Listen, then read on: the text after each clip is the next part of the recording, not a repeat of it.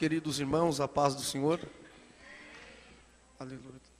Abra sua Bíblia, livro de Gênesis, capítulo de número 32 e o verso de número 22. Quero deixar um versículo para a meditação dos irmãos esta noite, que diz assim: levantou-se aquele dia, na mesma noite, e tomou as suas 2 mulheres, e as suas 2 servas, e os seus 11 filhos, e passou o val de Jaboque. Tomou-se e fez passar o ribeiro, e fez passar tudo quanto tinha. Jacó, porém, ficou só, e lutou com ele, e um varão, até que a alva subia. Amém? Aleluia. Poucos estão me ouvindo. Amém? Irmãos, este texto que ora acabamos de ler é um texto conhecido dos leitores da Bíblia Sagrada. E quando eu estava meditando nesta passagem bíblica a respeito da vida deste homem, Jacó, todos nós conhecemos a história de Jacó. Todos nós sabemos pelo menos um pouco da trajetória da vida de Jacó. E lendo o capítulo de número 32 e verso de número 22 de Gênesis, eu estava indagando a Deus, ao Senhor, meditando neste texto e perguntando: por que o Senhor se encontrou com Jacó no val de Jaboque? Esta passagem é uma passagem conhecida, mas quando nós falamos da passagem do mar, ou do Mar Vermelho, todos nós se regozijamos, porque quando lemos o capítulo de número 14, 15 de Êxodo, nós se alegramos porque ali Israel estava saindo das garras de Faraó. É uma alegria muito grande, o povo estava sendo liberto. Quando lemos o capítulo de número 2 do livro de Josué, quando o povo de Deus, a nação de Israel, estava atravessando o Jordão, indo em direção à terra que manava leite e mel, todos nós se regozijamos com esta palavra. Mas quando nós lemos Gênesis, capítulo de número 32 e o verso de número 22, nós encontramos aqui uma passagem que se passa 20 anos da história de Jacó. Nesses 20 anos, Jacó enganou seu irmão. Mas o que me chamou a atenção não foi porque Jacó enganou seu irmão. O que me chamou a atenção na vida de Jacó foi o propósito que Deus tinha em sua vida. Quando nós ouvimos alguns pregadores pregando e dizendo que Jacó era enganador, suplantador, nós entendemos que tudo isso é verdade. Mas quando Jacó sai da sua casa e vai em direção à casa de seu tio Labão, eu entendo, igreja, que ele saiu, mas Deus tinha um propósito com Jacó. Quando nós lemos o capítulo de número 28 de Gênesis e o verso de número 10, 11, 12, era de madrugada, e o texto diz que Jacó puxa uma pedra, e quando ele puxa a pedra, ele deita, quando ele deita, ele dorme, quando ele dorme, ele sonha, e quando ele sonha, ele tem uma visão de uma escada, e esta escada, Deus estava sentado no topo, os anjos de Deus subiam e desciam. Aí eu fui lendo os outros versículos, e entendi que quando Jacó entendeu que Deus estava naquele lugar, Jacó fez um propósito com Deus.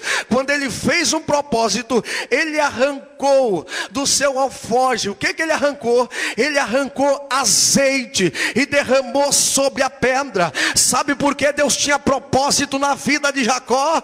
Sabe por que Deus tinha propósito com Jacó? É porque porque Jacó errou, Jacó enganou. Mas se tem uma coisa, irmão, Jacó nunca deixou de andar com azeite. Eu quero te dizer esta noite, como voz de trombeta, você pode ter entrado aqui fraco, você pode ter entrado aqui anêmico, você pode ter entrado aqui, pode ter até pecado, errado, caído, tropeçado, mas se tu ainda estiver no azeite, Deus vai realizar os propósitos dele na sua vida, queira Satanás ou não, irmão. Coisa linda é que quem anda com azeite dá para perceber.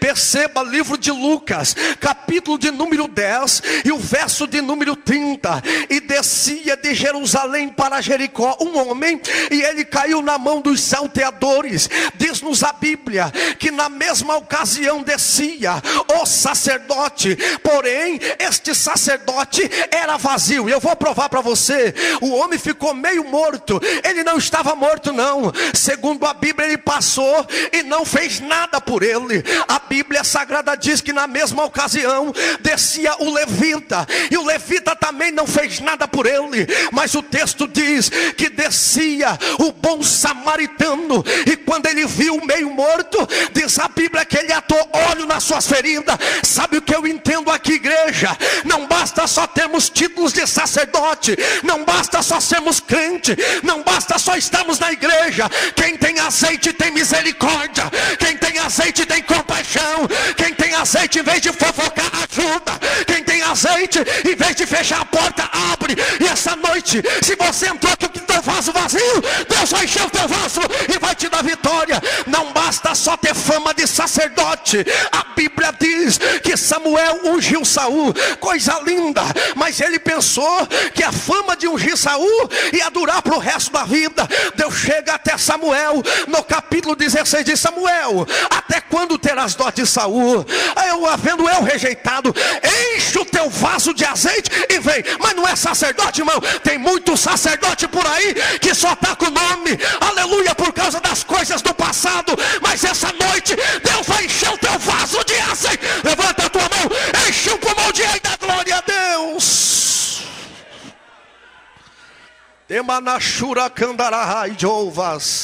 Aleluia. Lá no Salmo está escrito que Deus te ungiu com óleo da alegria. Sabe o que eu aprendo aqui, irmão? Esta noite não há motivo para ficar triste de boca fechada. Por quê? Porque Jó 41:22, e no seu pescoço está força, e na sua presença até tristeza salta de alegria. Esta noite essa tristeza te acompanhou, ela vai ter que pular, ela vai ter que saltar, ela vai ter que adorar. O Satanás sai da frente, ou ele vai ser atropelado pelo poder da glória de Deus. Levante a mão e adore a Deus. Eu vou encerrar aqui. Tiramachandaragai. A Bíblia diz que Jacó agora está no val de Jaboque, ele e a sua família. E diz a Bíblia que ele agora resolve deixar toda a sua família passar. E o texto diz: e Jacó porém ficou só. Ei, coisa linda, irmão. É quando Deus tem um propósito na vida do homem. Todo homem que Deus tem um propósito, é costume de Deus deixar ele só. Você já percebeu que quando Deus quer te usar, que quando Deus quer te levantar, e as intempéries da vida assolam o seu ministério ou a sua chamada, você não tem condição alguma, aleluia, de galgar o seu ministério, de abrir algumas portas. Você já percebeu que você sempre está só? Sabe por quê? Porque todas as vezes que você está só, Deus tem um propósito com você. Aonde estava Eliseu quando o sunamita foi achar ele? Ele estava só no monte Horebe. Aonde estava João Batista? Aliás, irmãos, segundo a história da época, segundo o que li e estudei, era para ser consagrado João Batista na época. Segundo o capítulo 3 de Lucas, a Bíblia diz que Anas e Caifás e Cefas ungiram Ana e Cefas ao sacerdócio. Segundo a história, para ser um sacerdote, tinha que ter pai sacerdote, tinha que vir da linhagem de sacerdote. O sacerdote, ele tinha 3 características. A primeira, ele não vestia qualquer roupa. A segunda, o sacerdote não mandava em qualquer lugar. E a terceira, ele não comia qualquer coisa. A Bíblia diz que aos olhos do homem, João Batista não era nada. Mas olha para a vida de João. Aonde João estava? Primeiro, João estava no deserto. Segundo, João não vestia qualquer roupa. Terceiro, João não comia qualquer comida. Aos olhos do homem, você não é nada. Mas aos olhos de Deus, tu és escolhido, tu és chamado. Levanta a tua mão esta noite, porque eu sou profeta de Deus e eu vou profetizar um milagre. Quem te viu verá. A glória da última casa será maior do que a primeira. Quem te viu lá embaixo, vai te ver lá em cima. Quem te viu na prova, vai te ver na bênção. Quem te viu chorando, vai te ver alegre. Quem te viu na prova, vai te ver vencedor. Onde estão eles? Levante a mão, abre a boca, dá uma rajada de glória e adore a Deus. Jacó sozinho, sabe o que ele fez? Quando você está sozinho, você tem que lutar. A Bíblia diz que Jacó lutou com o anjo. Deus te deixou sozinho para tu lutar. Deus permitiu você ficar sozinho para você lutar. Luta, irmã, luta pela tua família. Luta pelo teu ministério. Luta pela tua chamada. Eu profetizo 1000 cair ao teu lado, 10.000 à tua direita, e você não será atingido. Luta. Não deixa Satanás te vencer. Luta.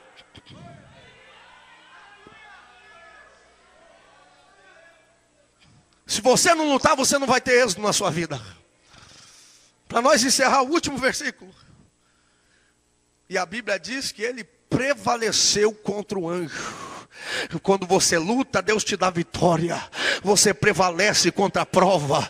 Você prevalece contra a oposição. E o texto diz, irmão, que no val, segundo o propósito, no val de Jaboque você tem que lutar. E o terceiro lugar, a Bíblia diz que no val Jacó foi tocado. Se você não passar pelo val, você nunca vai ser tocado. Tem gente que quer ser tocado, mas não quer passar pelo val. Quer sentir ele tocar, mas não quer passar. Aleluia. Deus está falando, passa pelo val que eu quero te tocar.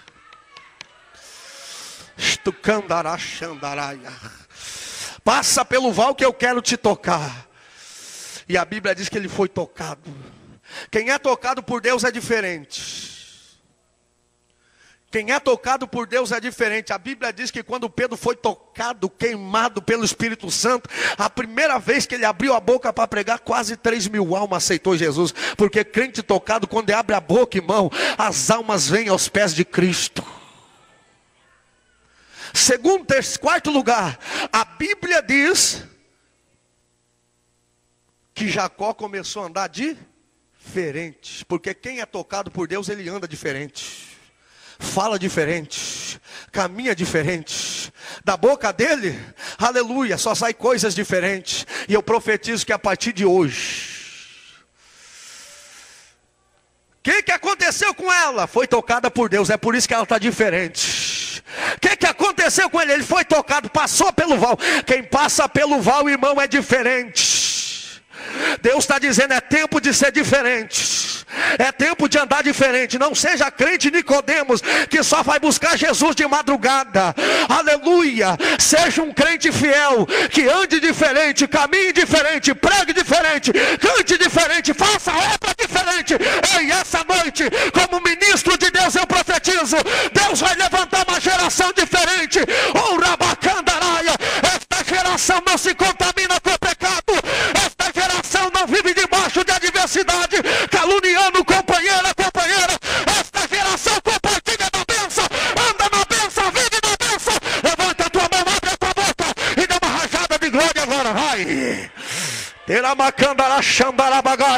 Eu profetizo o pastor Edilson, que a partir deste congresso, aleluia, muitas pessoas alcançarão um diferencial no seu ministério, na sua vida social, moral, na sua vida matrimonial. Eu profetizo, irmã, a tua casa vai ser vencedora, as portas